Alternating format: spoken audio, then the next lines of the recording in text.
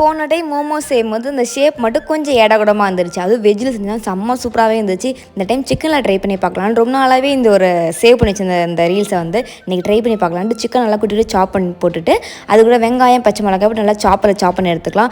இது ராவா செய்ய போகிறோம். அவ்வளோ டேஸ்ட்டாக இருந்துச்சு. இந்த பவானி விளாக்ஸில் ஷேர் பண்ணியிருந்தாங்களா, நான் கூட நினச்சேன் ராவா எப்பரா இருக்கும் அப்படின்னு நினச்சேன். ஆனால் டேஸ்ட் ரொம்ப சூப்பராக இருந்துச்சு. கண்டிப்பாக ட்ரை பண்ணி பாருங்கள். மஸ்ட் ரெசிபின்னு சொல்லணும். நான் போன டைம் கோதுமை மாவு ட்ரை பண்ணியிருந்தேன். இந்த டைம் வந்து மைதா மாவு ட்ரை பண்ணுறேன். ரெண்டுக்கும் பெரிய வித்தியாசம் எதுவுமே கிடையாது. டேஸ்ட் ரெண்டுமே ஒன்றா தான் இருந்துச்சு. கண்டிப்பாக ட்ரை பண்ணி பாருங்கள். நீங்கள் அதை நல்லா உள்ள ஸ்டஃபிங்லாம் வச்சு நல்லா ஸ்டீம் பண்ணிக்கும் போது அவ்வளோ ஸ்மெல் சூப்பராகவே இருந்துச்சு.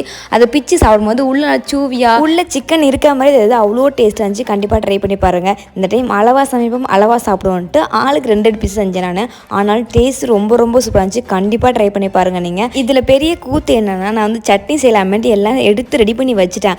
அப்புறம் தான் யோசிக்கிறேன், மிக்ஸி இல்லையே, நம்ம மிக்ஸி சரி பண்ண கடையில் கொடுத்துருக்கோமே அப்படின்ட்டு. இருக்குது நமக்கு ஒரு ஆயுதம் அப்படின்ட்டு சாப்பர்லேயே போட்டு நல்லா சாப் பண்ணி எடுத்துட்டேன். இருந்தாலும் குறை தான் இருந்துச்சு. ஆனால் டேஸ்ட் ரொம்ப சூப்பராக இருந்துச்சு. கண்டிப்பாக ட்ரை பண்ணி பாருங்கள். ட்ரை பண்ணி பார்த்துட்டு எப்படி இருந்துச்சு மறக்காமல் என் கூட ஷேர் பண்ணுங்கள். நாளைக்கு ஷார்ட்ஸில் பார்க்கலாம். பாய்.